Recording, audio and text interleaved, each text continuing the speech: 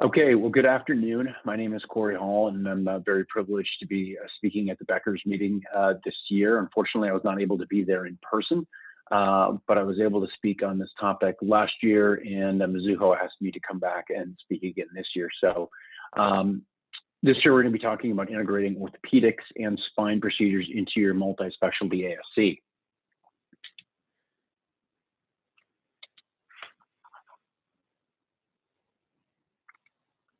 A little bit about myself, my background. So I've been in healthcare now for 23 years. My first part of my career, I was a physician assistant in orthopedics. Then I spent a little bit of time in the medical device industry, and then a little time with digital healthcare strategy. And I've now been the CEO of Marin Specialty Surgery Center, which is a multi-specialty ambulatory surgery center in Marin County, just north of San Francisco, for the last 2.5 years. Right now, my MSSC is a 3 OR, 1 procedure room, operating room, roughly 14,000 square feet. Our focus at the center has been in orthopedics and pain management. It accounts for about 75% of our cases, but we also do urology, plastics, vascular, and ophthalmology. We actually moved from an older center that had been in existence for almost 20 years into our new center last year in May of 2020. During COVID, which obviously presented some additional challenges, I think, for all of us. But we moved from a 5,000 square foot surgery center into our new larger center with the intention of launching additional service lines on top of what we were doing before. And those two service lines were total joint and an additional spine program. So I'm going to speak mainly about those two things. So content disclaimer, these views are my own. These are not the views that are held by Mizuho OSI. Disclosures, I have no financial disclosures. My only disclosure is that this is a beautiful picture of Marin County, where I get to live and work, and I do get to live in this beautiful area. So topics we're going to discuss today are kind of best practices for starting an outpatient total joint and spine program, kind of tips for surgery centers that are looking to start these two service lines, how the decisions were made for us, certainly winning over your non-orthopedic shareholders in this process, because there is some startup costs you have to consider, and then getting your staff on board, training and measuring your success. And then the last slide, which I added from my presentation from last year, are kind of the things that I wish I'd known a year ago, which I think every administrator or CEO of a surgery center can go back and look in retrospect and say, well, I wish I would have known these things. So last year when I presented on this, I came up with kind of these 6 C's to know for your center. A year later, these 6 C's still very much hold true. I think these are not the exhaustive things you need to think about when launching into some different service lines, but I think these are some very important things that you need to consider when going down this path. So I'm going to jump into those 6 things. Number 1, clinical. And what I mean by that is obviously your clinical quality is going to be extremely important when launching into new service lines like total joint replacement and more advanced spine procedures. So I would very much advocate to make sure you understand what your accrediting bodies are going to be looking for as you launch into these things, as noted here. Certainly understanding your quality metrics. We had the intention when we launched both of these that we would very shortly after, or as soon as we could, get our advanced orthopedic certification. We are a AAAHC certified facility, and I'm happy to report that we are well on our way to that. We'll be attempting to get that certification next year when we recertify with AAA. The other thing about the clinical aspect of this, I can't advocate this enough, is make sure that you have got a great team built around you. Director of nursing, PACU, OR manager, certainly nurse navigator has been an integral part of our success for both our total joint and spine program. And then also making sure that you've got the capacity and the physical plant from a sterile processing standpoint. Your supply chain is tuned up and in a good place, because you're going to be adding in new supplies. There's going to be additional costs that are going to come up.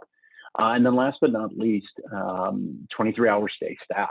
And are you going to require that? Are you going to do overnights, or do you have overnight capacity? That's additional staffing you're going to have to consider. Who's going to be your physician champion for this? And I think it's really critical that you do designate a service line leader, a physician champion for each one of these lines. That's the person who's going to be your go-to, who's going to lead the charge on the physician side, who's going to work with your medical director, your anesthesia director for a variety of things, including ERAS protocols and things of that nature. Make sure you have your medical director heavily involved. Ours is very involved with our quality council, NEC and GB. He's been a great resource for us. Our medical director also happens to be a former anesthesiologist, so he had great input on these programs for us. And then obviously our anesthesia director in terms of the integration and implementation of your ERAS protocols.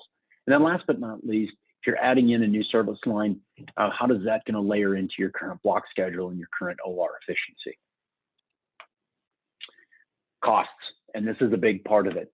You're going to be launching into a new service line. There's going to be startup costs that you have to consider and what those costs are. One of the big things that we discussed with our surgeons is the need for both a trios table and a HANA table. Our total joint surgeons want to be able to do anterior total hips. The HANA table was a non-negotiable for them. We needed to have it. So that was definitely a part of our cost. Much in the same way the trios table for our spine surgeons and our pain management physician who actually utilizes the table as well. So while these are significant investments for your center, launching into a total joint program and a spine program these tables will get more than get paid for themselves over a very short period of time. The other things to consider are what other kind of specialty equipment are going to be requested or could you need for these cases. For us, high-speed drill for spine cases was an additional piece of equipment that we needed. There's lots of other devices out there, saline-cooled bipolar devices, concentrated RF devices, self-retracting devices that a variety of surgeons may request or may want. These all come at a cost and they should be evaluated. Instruments, be sure that you've evaluated the total number of instrument sets you're going to need, additional instruments, especially if you're going to be doing multiple total joints or multiple spine cases in a day as you ramp up. And of course, every physician out there, every surgeon out there has that special retractor that you may have to hunt down that doesn't come in a standard set. One of the things that we did and we continue to work through with this is our autoclavable trays that we use. We wanted to get away from paper wrap, which we've been successfully doing and kind of migrating over time. I think that's important, especially when you're dealing with these higher acuity cases. Obviously, you need to be very cognizant of potential infection, and I think these autoclavable metal trays have helped with that from our standpoint. Labor supplies are all things that you have to be considering, and I think the Mizuho OSI ROI calculator has been really beneficial and something that I've used at different times. Just kind of check the numbers and make sure that everything looks good. The other part of this is how are you going to finance the addition of these pieces of equipment? Are you going to use an outside financing company? Is this something that you're going to ask your shareholders to potentially withhold distributions to build up cash flow to be able to do this? All things that need to be considered on the front end while you're evaluating. Next thing, and this was, admittedly, this was a bit of a pain point for us and has been, is make sure that you do a thorough review of all your contracts and the CPTs on the contracts. Make sure you have a good evaluation of your payer mix. It's a Medicare, private pay, work comp, what those cases are going to reimburse. It's important to build out a pro forma that's going to be accurate. It's going to show those costs and what your 1, 2, and 3 year projections are. And this is a big part of being able to project out what the revenue is going to be from these cases. The other thing I'm going to call out is make sure you know when the last time your contracts were negotiated. If this is a new service line and your contracts were negotiated 2 years ago, it's possible that some of these CPT codes that are going to be very important in the launch of these new service lines weren't necessarily negotiated or weren't on the radar of your contract negotiation the last time they were. So I would very much advocate to make sure that you know the CPTs, do a thorough review with all your payers of that CPT reimbursement. And then last but not least, understanding who's going to help with these negotiations. Are you a standalone ASC and the negotiation with the payers is going to be solely on you or the physician? If you're a 100% physician-owned ASC, are you going to have the benefit of a management organization like an SCA or an AMSURG or USPI to help you with negotiation, or are you part of a large healthcare network that may assist with these negotiations. These are all really important questions you need to have a good understanding of on the front end. Another big piece of this, and one of the other C's, is your commitments and your communication. And the reason that I bring this up is, who are you building this program around? Are you launching into a total joint program with shareholders, or are you launching into a total joint program with physicians who are telling you that they're going to bring you volume? You need to be able to build out a realistic pro forma, and the reason being is you've got to be able to share this with your other shareholders, especially the non-orthopedic shareholders. You're going to want to win them over, and you're going to have to be able to show them realistic numbers, revenue, and when these service lines are then going to be profitable. Are you currently recruiting new surgeons who could potentially be shareholders, or is the bulk of your volume coming from a physician who may not ever be able to be a shareholder?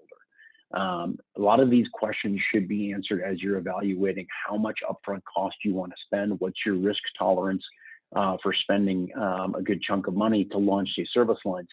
I would hate to see anybody go out and spend the money for a HANA table or a Trios table or a significant amount of sets, and then the physician that you were banking on didn't bring any volume. That's a pretty significant investment that's probably not going to pay off.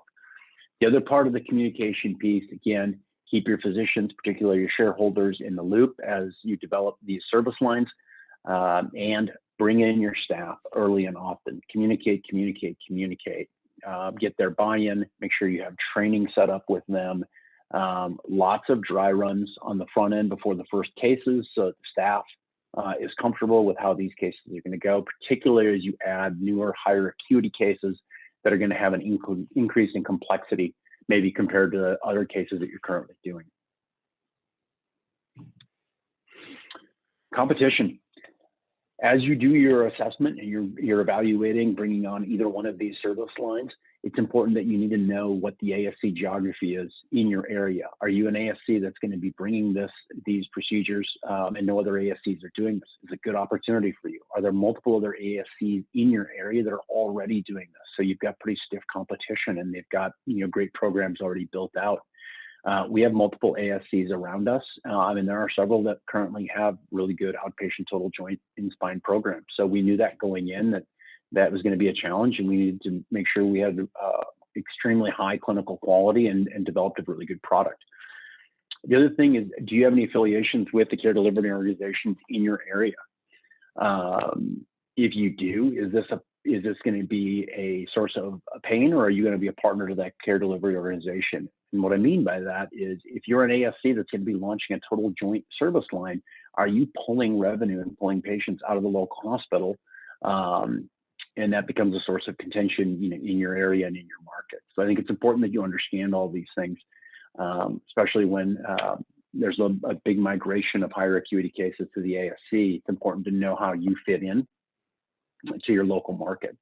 And then last, how are you going to bring value to your patients? We all know that ASCs do a really good job with high acuity cases. We know that ASCs do a great job with total joints and spine programs. We all know that we can improve outcomes and decrease risk of infection, but make sure that you're conveying that value to your patients, and that you've built that out and thought about that as you develop your programs. So as we've kind of looked back over the last year or so, and I kind of sat back and thought about this presentation, I kind of wanted to share a few things. And I'm sure there's many CEOs and administrators out there that have their things they wish they knew a year later. These are some of the things that we learned, some of it the hard way, some of it we got lucky and we didn't have to learn it the hard way. But things to consider. One, we did start out with we do have the capacity to do 23-hour stay. We have 23-hour stay rooms, and initially with our total joints and some of our higher acuity spine cases like ACDFs, we were keeping patients overnight. These labor costs can add up when you're having staff come in to do a 12-hour overnight shift. So I think these are things that should be considered. Our program has now migrated to the fact that to the point where it's pretty rare if we have a total joint that stays overnight at this point, and I think it's only our 2-level ACDFs that will kind of routinely stay overnight at this point. The next point, 3 is 2, 2 is 1, 1 is none. What I mean by that is you've got to have backups. Most centers will want to try to start up fairly lean and then allow the revenue from these cases to allow you to build up and acquire more equipment and sets. I would be cautious with that. Whether you're talking about your large bone power, sets of instruments, any of your supplies, make sure you have enough in the case that you need a backup, something gets dropped, and so on. If you have one set or one instrument or one certain retractor and it drops on the floor, you're going to be waiting a while as they turn that instrument around. So bear that in mind. Vendors, particularly vendors that are going to bringing in sets on a routine basis. Make sure you have an efficient process for checking in, checking out, and you have an efficient process for taking pictures of those sets so you can catalog any type of lost instruments or lost components in that. This will add up if you don't have an efficient vendor set check-in system. We happen to use Torque in our center. It works great, but there's other ways you can do that are out there. Custom packs. We have a great relationship with our local Medline rep. We've been able to customize our packs. I will tell you that initially our packs were probably not designed as efficiently as they could have been, and there was some medical waste. So designing these packs to be efficient helps with turnover, helps with your costs, help with medical waste. And I think that's something to really dive into shortly after you start your program. Storage, I think everybody that runs an ASC or works in an ASC knows that storage comes at a premium. You can never have too much storage. And so kind of bear that in mind too.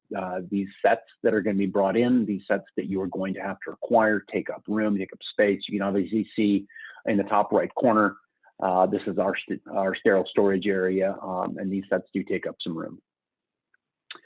The other thing that's going to make your nursing staff very happy is standardization of your order sets. Certainly for the anesthesia director, medical director, get them involved so you can standardize those order sets as best you can. You don't want to have multiple different order sets for your different total joint surgeons out there. If you can standardize, please do. It also is going to help decrease the chance of errors, particularly medication errors, and so on. And also standardizing your ERAS protocol, if you can, is very beneficial. Standardizing physical therapy orders and so on is of great benefit. This is where you can pull in that physician champion to help find consensus with your other surgeons that may be doing joints or spine in your center. And then patient education. I know that for many people, total joint classes are kind of a thing of the past due to COVID and so on. And so making sure you've got good marketing materials and you've got good patient education materials on the front end. We have a great nurse navigator who handles this with our patients, but this is another thing to consider because you really want to set the expectation for your patients coming in prior to these cases and make sure they're in a good headspace. So in conclusion, as I said last year, and I'll say it again this year, total joints and spine procedures can be done very safely, very effectively in the ASC. Nothing great is accomplished in isolation, so be sure you build a great team around you, as I mentioned earlier. COVID-19 has actually caused a lot of patients to continue to look to have their surgeries in other places other than a hospital. I think that's really important, and that's great for the ASC market. So I'm going to bear that in mind. Make sure you're comfortable with your initial startup costs and investment, particularly getting your non-orthopedic shareholders on board with that startup investment. We can provide great value and great outcomes to our patients. We know this, so I think ASCs are very appropriately positioned to be able to continue to develop these two service lines. And last but certainly not least, do not reinvent the wheel on launching a total joint and spine program. There are a lot of centers out there. There's a lot of resources out there. Beg, borrow, steal, learn from other great programs as you build yours out and take things from there. So in conclusion, this is our surgery center in Marin, just north of San Francisco. We have a beautiful view. I want to thank Becker's for the opportunity to be able to speak again this year, certainly SCA, and Mizuho OSI for the opportunity to speak.